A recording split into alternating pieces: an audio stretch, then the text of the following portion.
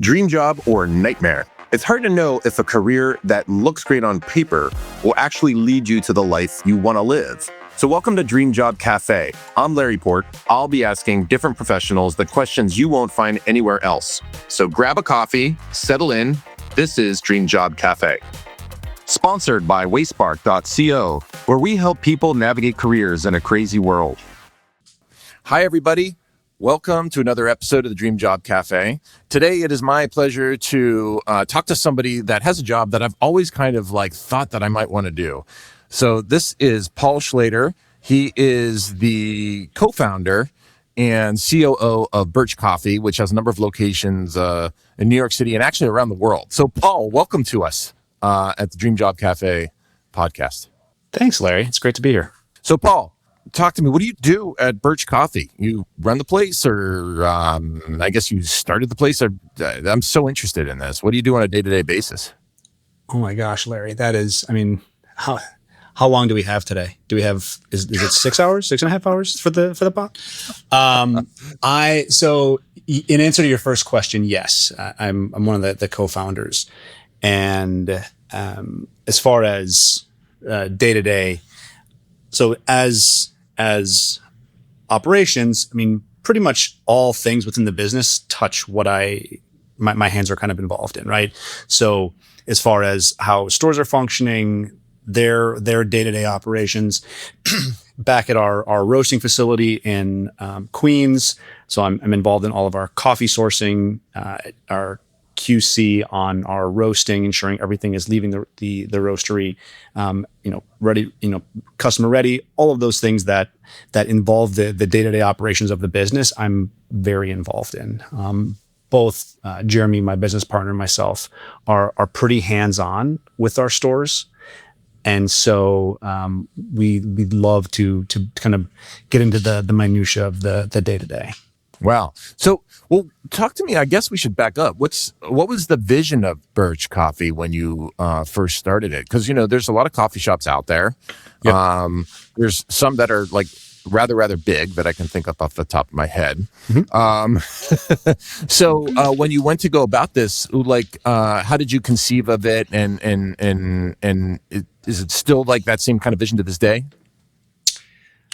Well, it's a really good question. So the idea behind it was creating a space for us to enjoy our work. Really, that's really where it kind of came from. And it was, Jeremy's vision very much at the beginning. This was his idea of I want to work for myself. I want to, have my own place, be my own boss, be able to do a crossword. I'm using Jeremy's words. And that was the kind of the initial, intent of it. And it came from spending time within, coffee shops around the city and, kind of what was happening in the, very early 2000s and what that coffee shop scene kind of represented in New York City at that time. And, Jeremy's vision around that was, I want to have a place that's more reflective of me. Jeremy and I met in a program of recovery.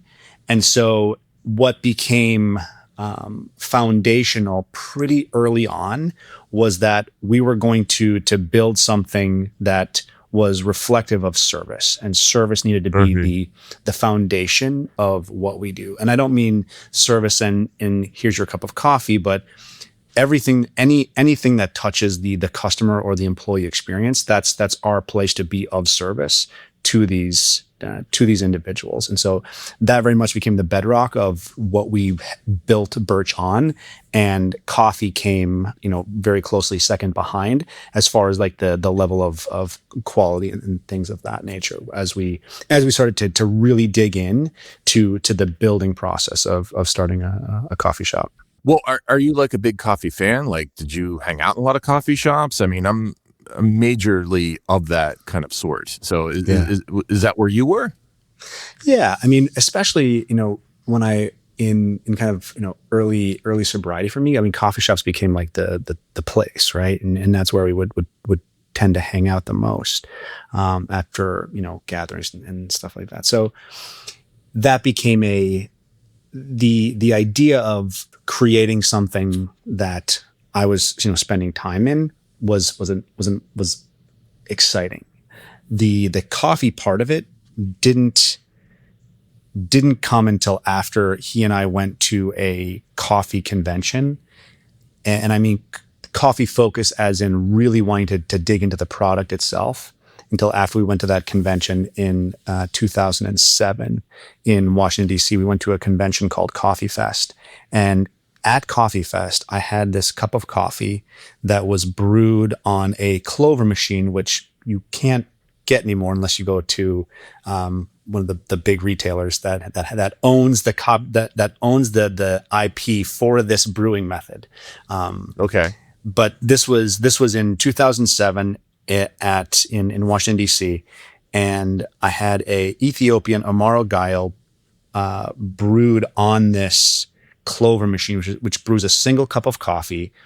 And are you familiar with like AeroPresses or Chemexes, things of that nature of how to like brew a like single cup? I've seen the Chemex. It's like a pour over kind of device, right? So you can think of it in that and kind of that capacity, except there was pressure that was involved in this as well. And this thing served no purpose like being on a bar of a coffee shop, because you can brew one cup of coffee every 90 seconds, and it's a 2-foot by 2-foot block that just was sat on a bar. Like there's no utility for this thing to be in a place in New York City at all. But I had this cup of coffee, and it was very much this, religious experience? Well, I was just going to say, do I say spiritual experience? Because that's not far from it, right? Because I had never had anything taste like that before.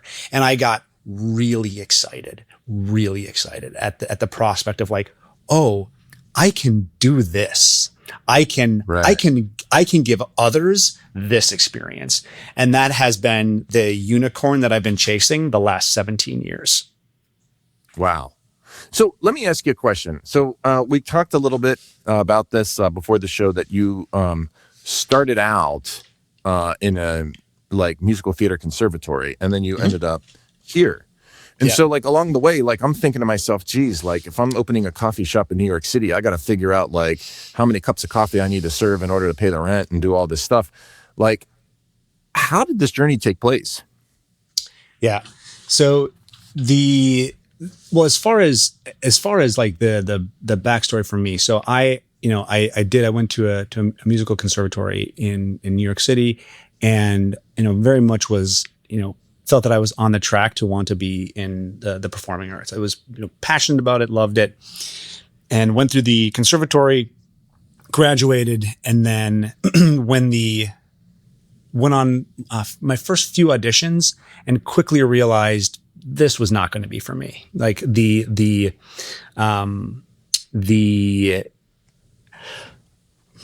what is it? The grind of, oh boy, terrible analogy. You got it on the brain.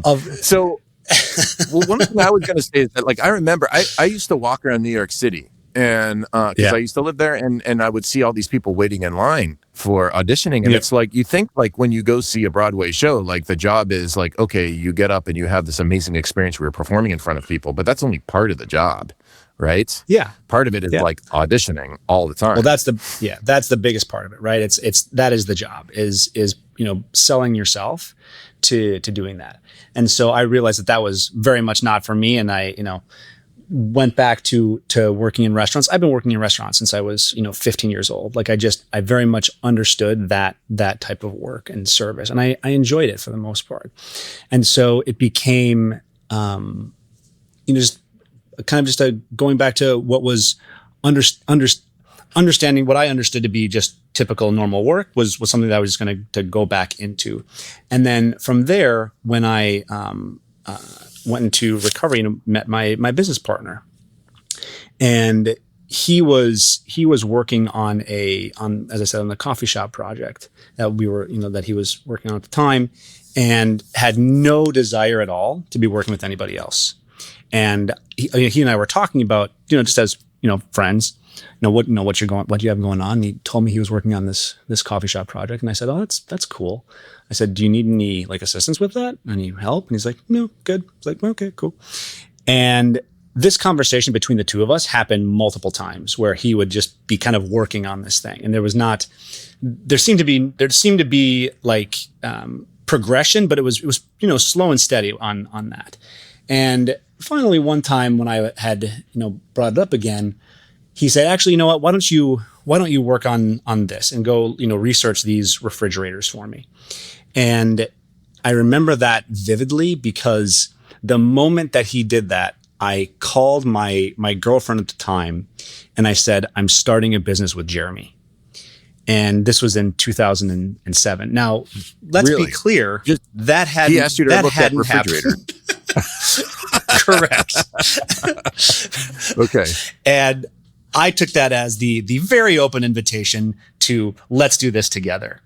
And that truly was it. Like that was the seminal moment for us of really, digging in and doing the thing. As far as the earlier, to get back to your question about the early research, the building out, like Jeremy was really diligent in trying to understand the economics of this space, like what is required to be profitable in a business. How many cups of coffee do we have to sell? Do we need to sell food? What does that food need to be? So all of these things were part of the building process of our first store. And when we opened our first store in 2009, it very much had the vibe of two individuals that really wanted to try hard and that cared a lot about wanting to do service, but maybe they didn't really have the resources to be doing what they were doing, but boy, were they ever trying. And it very much had that. The store was on, do you remember the Gershwin Hotel? It was on 27th between 5th and Madison. It had like these protruding like white, they were called flames that like came out of it. And it was a very like kind of eclectic looking hotel. At any rate, we were in the lobby of that hotel and we were there for, just under 3 years. That was our first space. And we got a sweetheart deal of a deal on rent, which was the reason that we were able to make the mistakes early on that we made, like go through our the muddiness of opening a new business in New York City and trying to understand how to run a business. We were able to do that. Had we had to pay what would have been, typical rent at that time, we would have been out of business pretty quickly because we were just so inexperienced in what we were doing. What was the commitment? Was it because I think what a lot of people who think about businesses don't realize is that a lot of times you have to commit to 3 to 5 years. It's not like an apartment lease. Yeah. This, if I remember correctly, this was a 5-year lease. And there was a commitment. Oh yeah. Yeah. But it was a low, but I wish this was kind of like a business podcast because that's how we were able to thrive too, is that we kept our costs down. And like you said, it just gives you all the biggest mistake people make is they go out, they spend all this cash and the next thing you know, they're out of money. But you had all this space where you could experiment and figure out your shit and make it happen. To be clear, Larry, we did not have money and we were running out of money quickly. There was an instance in the first month we had way overstaffed. Like we had hired assuming that we were going to be doing, 600 to 700 transactions a day. We were doing not 100. And we were staffed for that.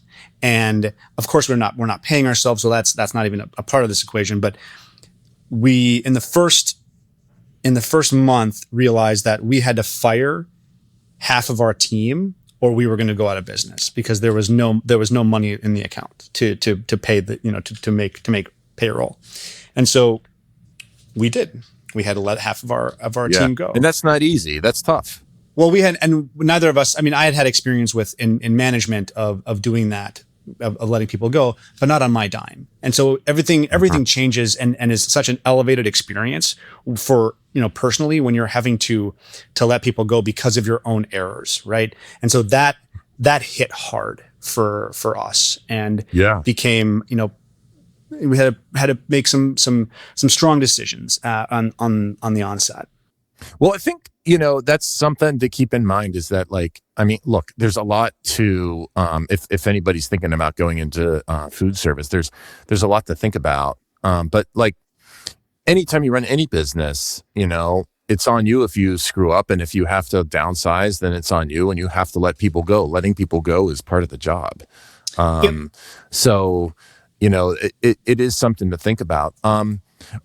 What, if you think about your, like, kind of like, whether it's now or whether it's like along the journey, like what are your favorite parts of Birch, of working at Birch? Well, so I mean, that has all evolved, right? And so at the beginning, it was just the pride of having a small business and having a single store, and people coming in, seeing the work, and watching others. Revel is too strong a word, but to, let's say, be modestly impressed with what's being achieved. And then it was from there that evolves into, oh, I'm pretty good at serving coffee. Like, my shots of espresso are tasty, and people are telling us that our shots of espresso are tasty, our coffee tastes good. And so then that becomes something that's really exciting. It's like, okay, now I can continue to build and make that better, improve there. People liked we had as I said, at the very early iteration, we had kitchens in our stores, and we had these sandwiches, these grilled cheese sandwiches that people would line up for every afternoon.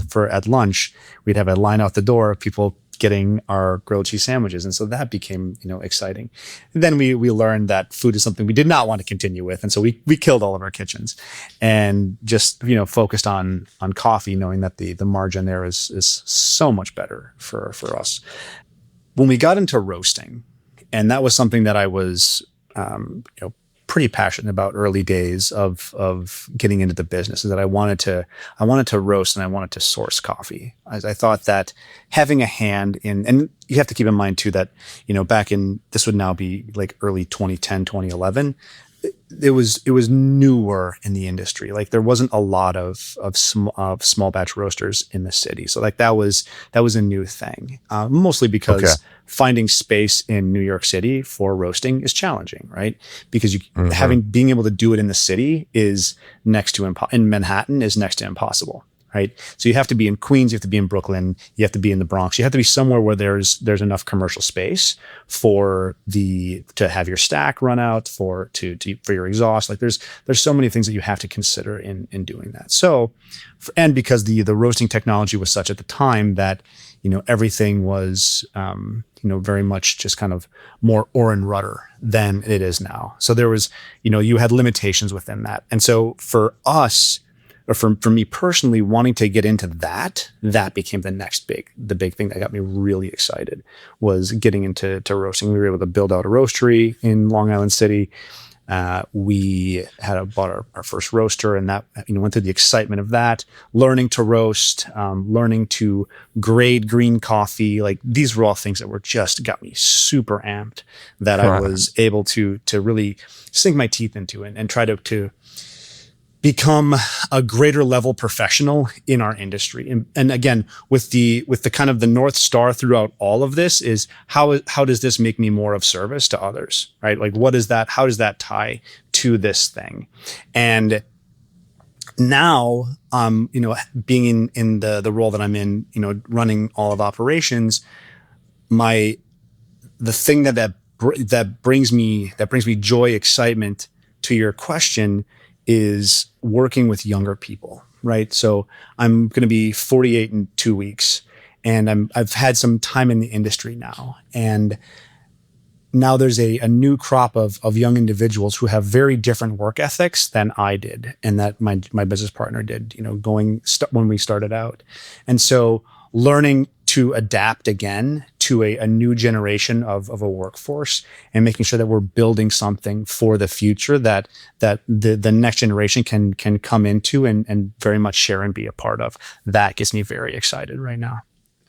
That's so exciting to hear. And I think for the young people listening to this podcast who are like looking for career options, just, the same reason I'm doing what I'm doing and Paul's expressing what dissatisfaction of his part of his career is that as much as you are looking for a mentor, there are people that want mentees. There are people that want to like help the next generation of people that are coming out of school. Cause I mean, I don't know about you, Paul, but like kind of, we all remember what it was like. And, whether it's what we're hearing in the news now, or, you know, looking at AI or anything like that, that's in the industry or that's happening in the economy right now, it just seems like it might be a bit of a tougher time for people.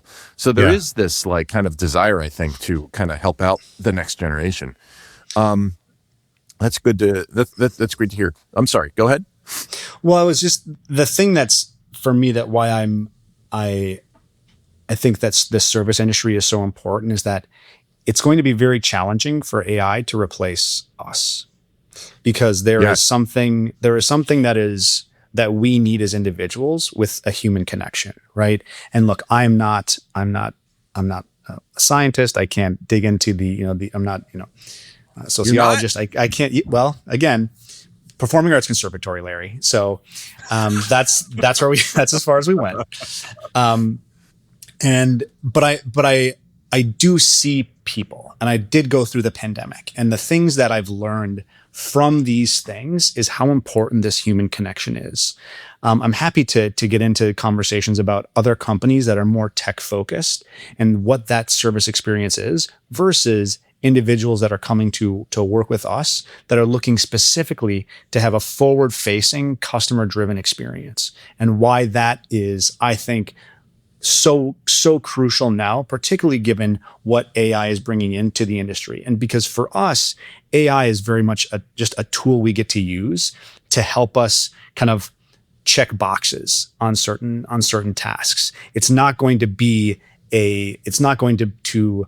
categorically change how we work, because at the end of the day, this is still going to be the work that we're doing. It's always going to be forward facing. It's always going to be, your cup of coffee, your experience, your ability to learn to lead. That is still going to be very personal. And so it is the service industry, I think, could have a bit of a renaissance with individuals, because we're seeing it now with people applying for us that have high level degrees in tech whose jobs have been decimated by the emergence of AI. And so it's a really interesting time for us to be able to see, well, how can we evolve with this and really showcase the individuals that are coming from a different type of workforce now.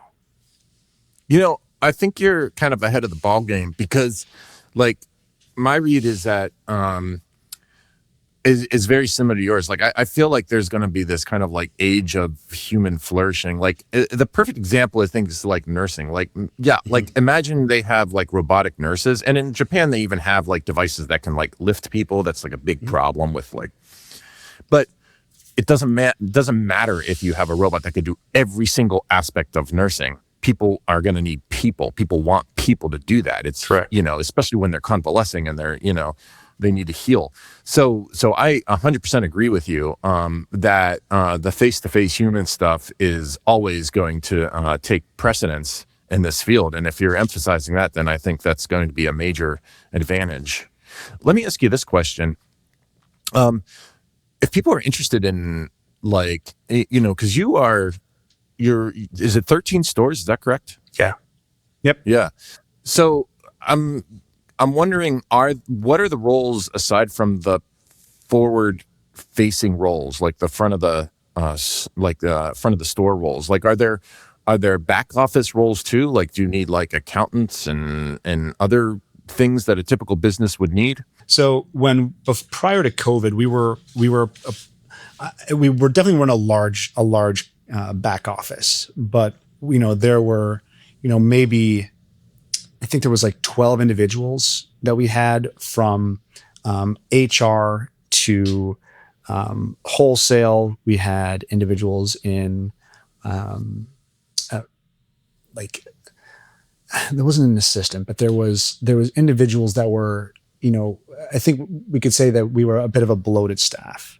And then when COVID hit and everything, shuttered, we had to get lean very quickly. And when we started coming back online, after that, that first month, we had to really look at what is absolutely essential for us to function. And so having a director of finance became a focus, right? Having someone that really understood the nuts and bolts of that piece.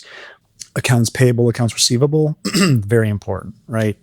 How we lead within our stores, that's evolved and changed. So we currently have 2 district managers that oversees 6 of the stores, and I oversee our largest revenue generating store at Moynihan Train Hall, and then from there, then we have a trainer. We're hiring a new manager of education. All of these positions are, in back. We have, again, probably not 10, maybe 10 positions in the back office. And then everything else is in the stores is cashier, starts as a cashier, barista, shift lead, and then what we call the coffee shop lead or the store manager, right? And so those are the positions. And we run a really tight ship, but we are a profitable business in New York City. And the only way that you can be a profitable business in New York City is to understand, what you can't afford and not get over your skis on bringing in positions that are going to impact, negatively your bottom line. I look at, what happened in 2009 with having to eliminate half of our staff. Like those things, they impact your decision making when it comes to who you're hiring, what you're hiring for, what that role is going to be, how that is going to remove work from other plates to kind of like flatten out the workload of others. So all of these things are a part of that decision making process for us. Gotcha. So if you think about like kind of the things that you've had to do, and I'm talking about like kind of your inherent like personality skill set when running an operation like this, starting it and then running it.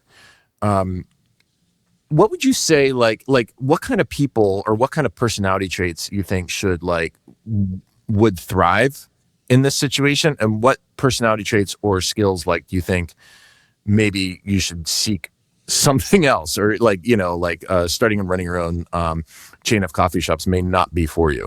Yeah, the individual that I would say that should do it is someone that is okay with high level risk and wants to be face to face with individuals at all points of the day, and being able to pivot at any point of the day in within new circumstances. As an example, you have someone come into your store and says they had a really negative experience and they are pissed off about an experience. So you get the opportunity at that point to try to maintain that customer, or you can tell them to, piss off and that's it, right? And you lose a customer, and then things can spiral down from there. It's the level-headedness you have to have as an owner operator, I think I can't stress enough, because at any moment during the day, I get a phone call that something is occurring, and I have to be able to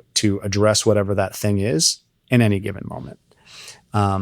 So for me, I thrive in that. I feel good in that space, but I've seen others that work within that struggle greatly, because it's so under so many unexpected things that can happen. Your AC goes down when it's 98 degrees on a day, and you have to address that you have a staff that is a lot of fires put out. Overheating. It's all day. And so how are you getting in front of those, how are you looking to mitigate those things from happening in the first place? That's one thing. But then there's going to be stuff that comes up that you're going to have to address, right? At any moment. And so being the person that can do that well is the person that can pivot. The people that are really strict and rigid in their how they work, and it has to go this way, and this round peg goes in this round hole, and this round peg I'm gonna splinter it into this square hole because that's what I needed to do.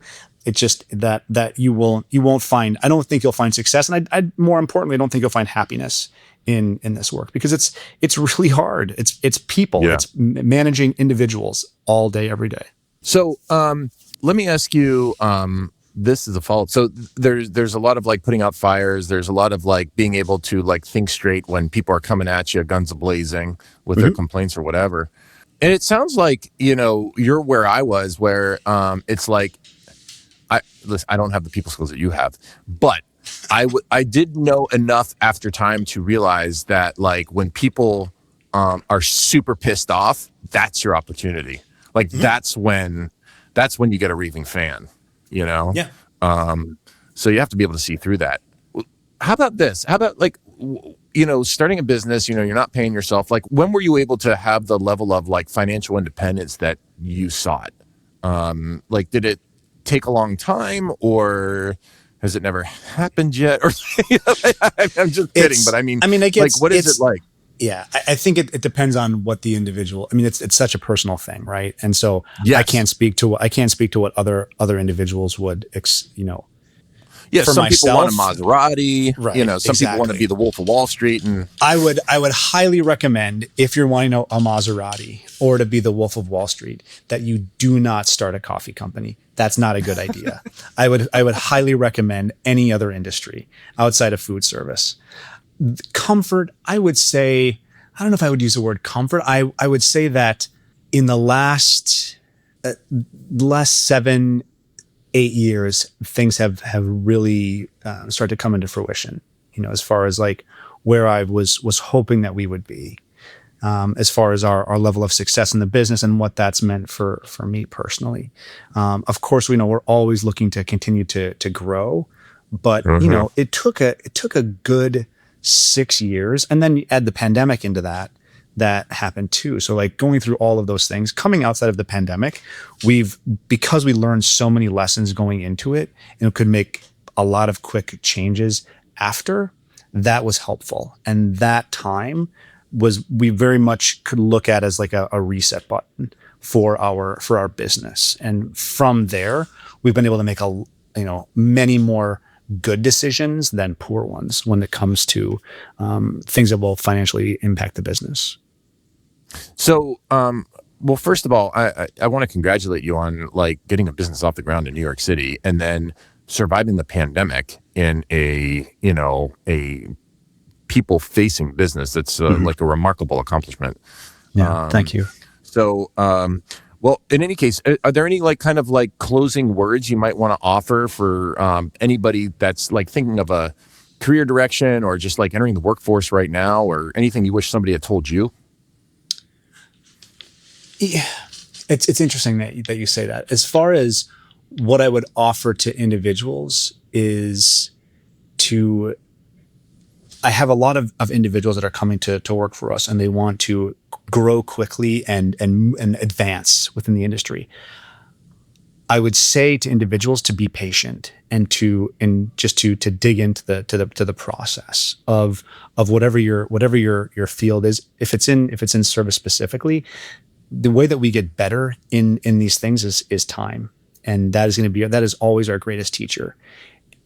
Dig in to whatever your field is and become the best you can in that, because there's so much value in being a leader in whatever that is. I know for me personally, and to be clear, Larry, I wouldn't necessarily say that I'm a leader in this industry, but I have time and I can speak to things, and I'm able to have, direct conversations and hopefully help shape people one way or the other as to why you should enter this industry and be a part of it.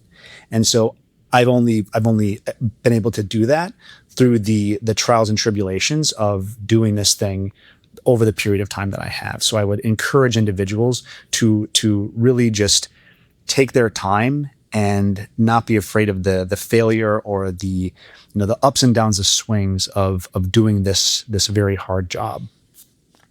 Wow. All right. Wonderful.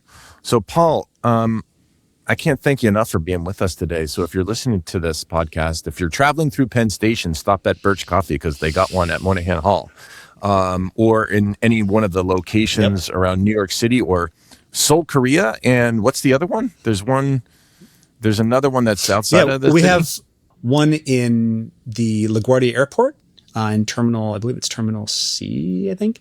And then, Seoul, South Korea, and then 13 in the city, 12 that are in Manhattan, and one that's in Queens at Court Square. So, yeah.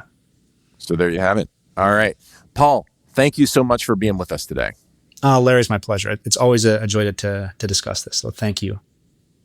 Yes. And if you like this podcast, then please like it or subscribe and share it with your friends. And if you can, please be grateful for something today. Thanks for listening. Don't forget to like and subscribe to Dream Job Cafe on Spotify, Apple Podcasts, or wherever you listen. And don't forget to check out wayspark.co, where we help people navigate careers in a crazy world.